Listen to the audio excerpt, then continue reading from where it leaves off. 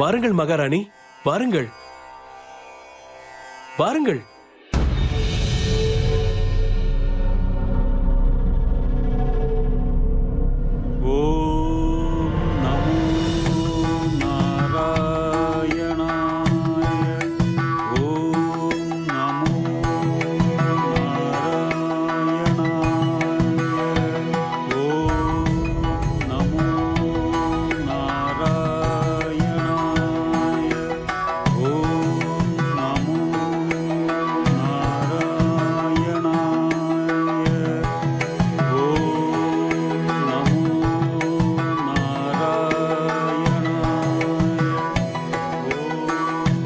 மகாராணி கயாது,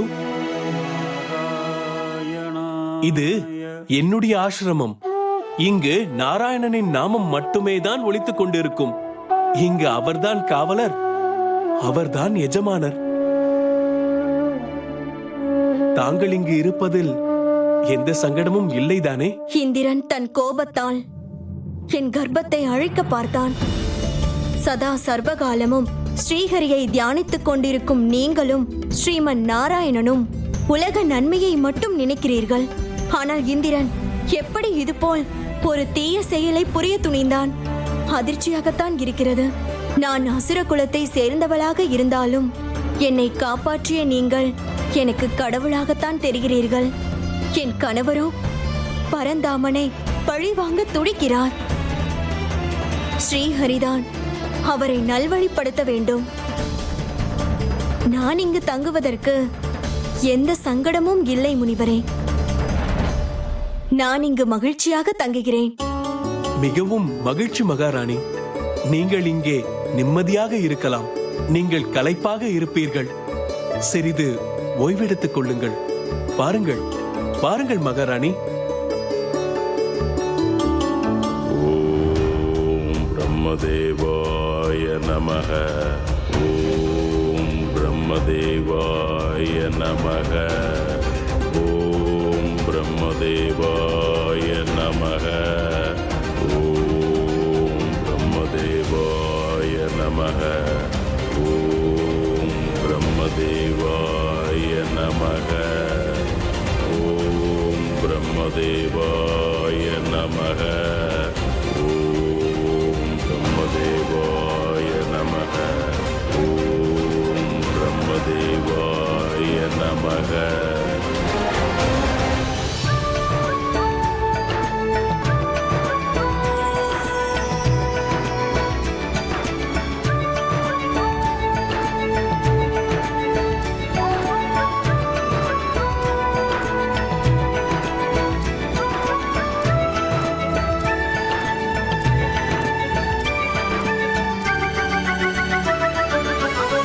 நாரத முனிவரே,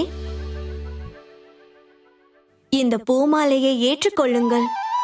இது நானே என் கையால் தொடுத்தது. என்ன விசித்திரம் என்று பார்த்தீர்களா மகாராணி? உங்களின் ஆத்மார்த்தமான பக்தி ஒரு பக்கம், தங்கள் கணவர் இரண்யகசிபுவின் கோரமான தவமோ முற்றிலும் எதிர்பக்கம். இருந்தாலும் இருவரின் சிந்தனையுமே ஸ்ரீஹரியின் பக்கம்தான் செல்கிறது.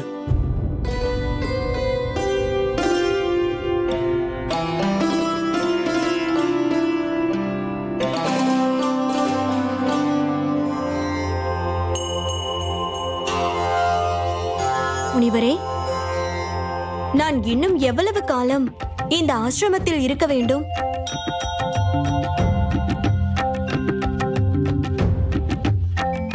மகாராணி, இரண்யகசிபு பிரம்மனிடம் வரம் வாங்கி வரும் வரை தாங்கள் இங்கேயே இருக்க வேண்டியது காலத்தின் கட்டாயம்.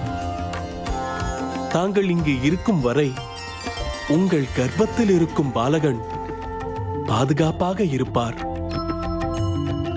நீங்கள் எந்தவித கவலையும் இல்லாமல் பகவானை நினைத்து அமைதியாக இருங்கள்.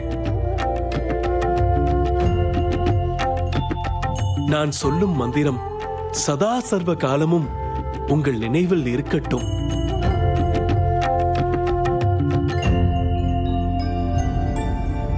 ஓம் நமோ நாராயணாய. ஓம் நமோ நாராயணாய. ஓம் நமோ நாராயணாய. ஓம் நமோ நாராயணாய. ஓம் நமோ நாராயணாய. ஓம் நமோ நாராயணாய.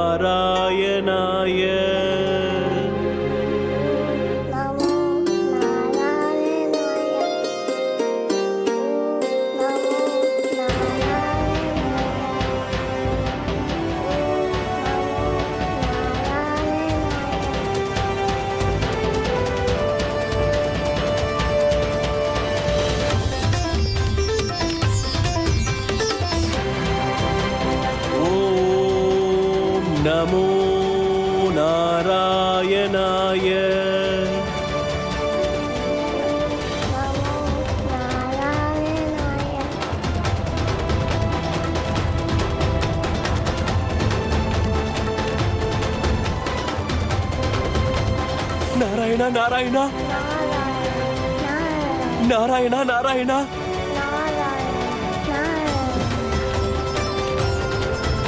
நாராயணா நாராயணா.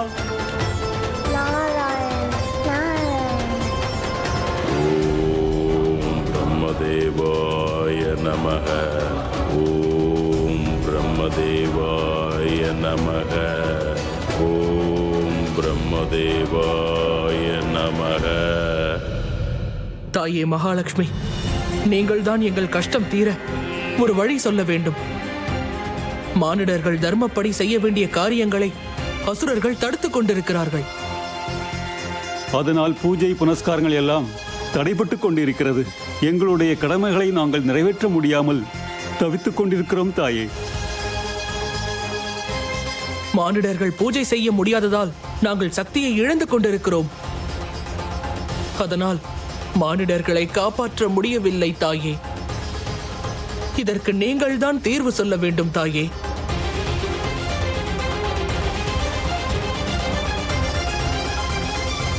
தேவர்களே, மனக்குழப்பமே வேதனைகளுக்கு காரணம். கவலை வேண்டாம். நடப்பதெல்லாம் நன்மைக்கே. தீமை என்றும் வென்று விடாது. அதர்மத்தை அழிக்க தர்ம சக்தி பிறக்கும். அப்பொழுது தீமை அழிந்து நன்மை உருவாகும்.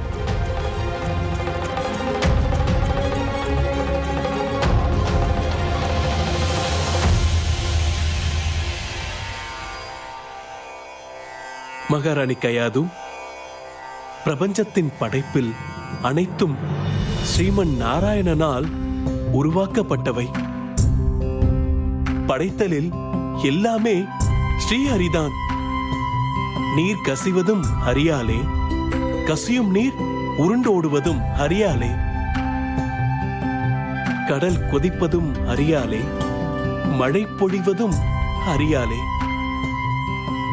பூமி மேல் புல் வளர்வதும் ஹரியாலே.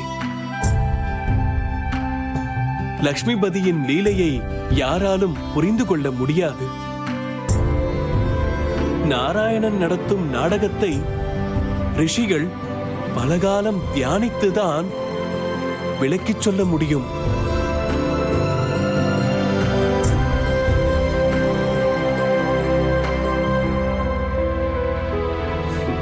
நாராயண நாராயண.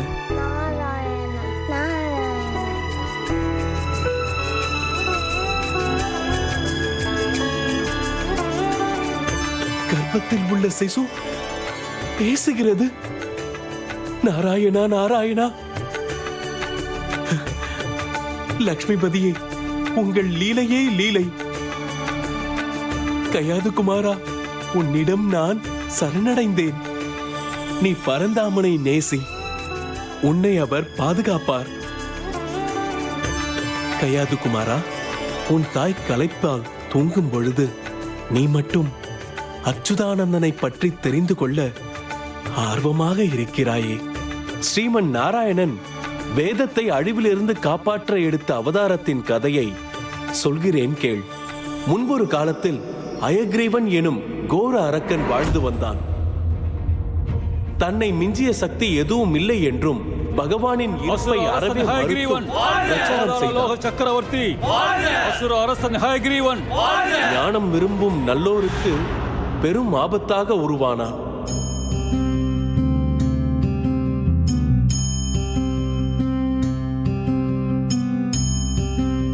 தாராணாம் பூஷணம் சந்திரா, நாரீணாம் பூஷணம் பதி, பிருதிவ்யாம் பூஷணம் ராஜா, வித்யா சர்வஸ்ய பூஷணம். ஒருவரது குணத்தை மேம்படுத்தக்கூடியது எதுவோ அதுவே கல்வி. தன் ஆன்ம உணர்வை உணரச் செய்வதுதான் கல்வி. தன்னில் வசிக்கும் இறைவனை காட்டிக் கொடுப்பது கல்வி.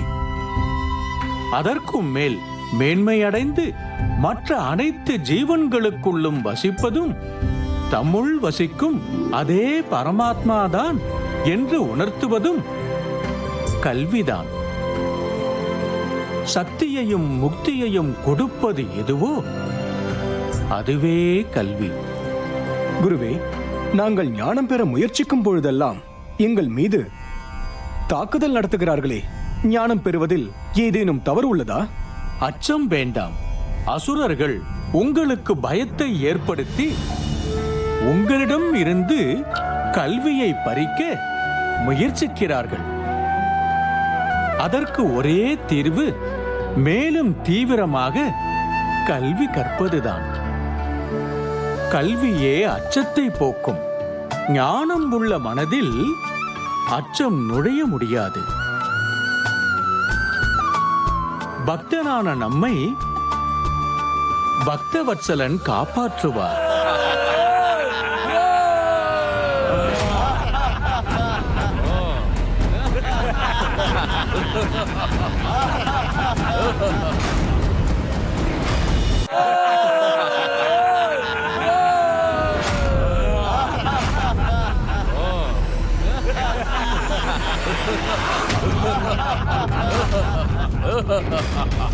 உங்கள் மூட நம்பிக்கையை நான் இப்பொழுதே ஒழிக்கிறேன். ஆன்மீகமாம் இறைஞானமாம் பலமே வாழ்க்கை. அடித்து நொறுக்குங்கள்.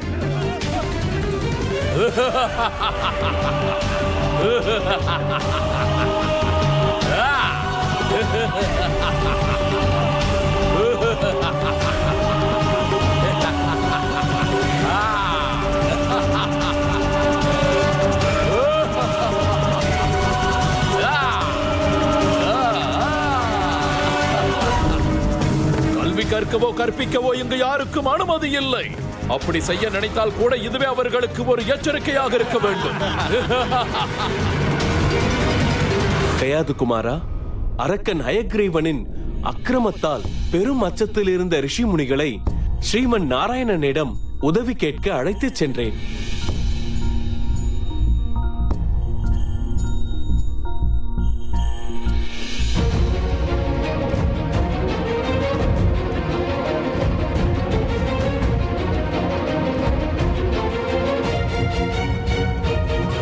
முனிவர்களே, ஞானம் வழங்கும் உங்கள் முகத்தில் ஏன் கவலை? காரணம் அறியலாமா? ஸ்ரீஹரிக்கு தெரியாத விஷயமா?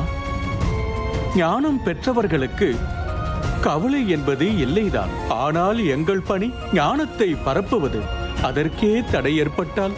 பிரபு, ஹயக்ரீவனால் ஏற்படும் பிரச்சனைக்கு ஸ்ரீஹரிதான் எங்களுக்கு ஒரு வழிகாட்ட வேண்டும். ஆம் பிரபு, அந்த நம்பிக்கையில்தான் உங்கள் பாத கமலத்தில் சரணடைய வந்திருக்கிறோம். பக்தவத்சலா, கருணை செய்யுங்கள், காப்பாற்றுங்கள்.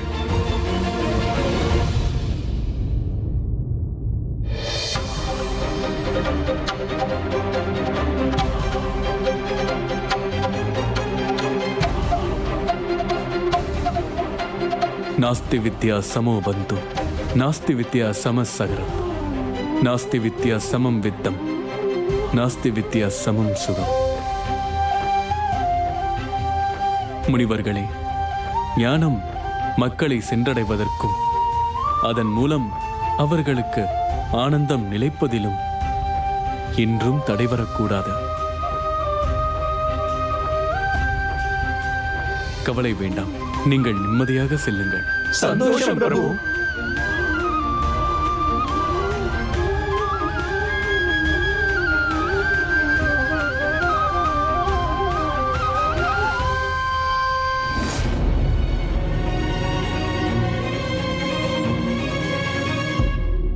தேவி, ஒரு முக்கியமான ஆலோசனைக்காக பிரம்மதேவனை பார்க்க பிரம்மலோகம் செல்ல வேண்டும். நல்லது சுவாமி, அப்படியே ஆகட்டும்.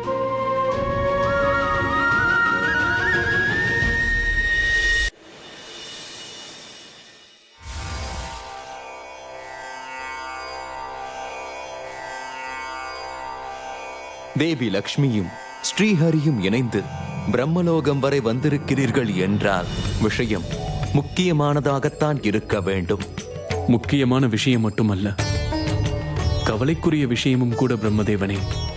நாராயணனுக்கே கவலை தருகிறது என்றால் என் படைப்பில்தான் ஏதாவது தவறு நடந்திருக்க வேண்டும். படைப்பில் தவறுள்ளதாக தெரியவில்லை பிரம்மதேவனே. இயற்கைக்கு இசைந்தாற் போல்தான் நடக்கிறது. ஒருவனுக்கு மடமையுடன் சேர்ந்து பலமும் கூடினால் கற்றோர் சொல் கேட்க மறுப்பான். ஞானத்தையும் அதை சுமக்கும் ஞானிகளையும் அழிப்பான். இது இயல்பான விஷயம்தானே, வியப்பொன்றும் இல்லையே. ஹயக்ரீவனை பற்றி சொல்கிறேன்.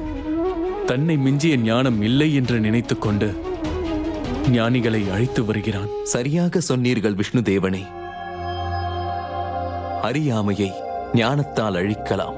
தான் போகும் பாதையே சரியென குதிரைக்கு கடிவாளம் கட்டியது போல் ஓடிக்கொண்டிருக்கும் ஹயக்ரீவனின் மடமையை எப்படி அகற்றுவது?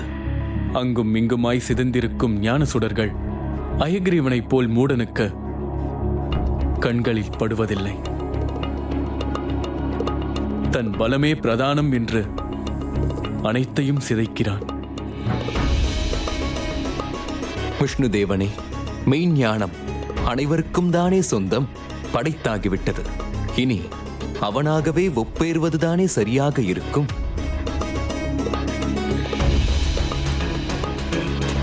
ஹயக்ரீவன் தாமாகவே தான் ஞானம் பெற மறுக்கிறான்.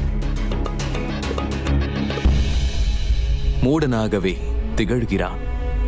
அதற்குத்தான் இந்த யோசனை. அனைவருக்கும் எளிதில் கிடைக்கும் வண்ணம் சிதைந்து கிடக்கும் ஞான சுடர்களை ஒன்றாக தொகுக்க வேண்டும். ஒரு மாபெரும் ஞான சக்தியை உருவாக்க வேண்டும். சொல்லுங்கள், ஹயக்ரீவனை தடுக்க நான் எதை படைக்க வேண்டும்? வேதம். இப்படைப்பு அனைத்தையும் விவரிக்கக்கூடிய வேதம். படைப்போர், காப்போர், அழிப்போர் என அனைத்தையும் நிகழ்த்துபவர்களை பற்றி விவரிக்கக்கூடிய வேதம். இந்த மகா சக்தியைத்தான் தாங்கள் உருவாக்க வேண்டும். அரைகுறை ஞானம் ஆபத்தில் முடியும். ஆகையால் உங்கள் பணி தீர்மானம் பெறும் வரை படைக்க பெற்றுக் கொண்டிருக்கும் வேதத்தை ரகசியமாக பாதுகாக்க வேண்டும். கண்டிப்பாக நாராயணா. இனி நீங்கள் சொன்னதிலேயே கவனம் செலுத்துகிறேன். நல்லது. நாங்கள் புறப்படுகிறோம் பிரம்மதேவனே.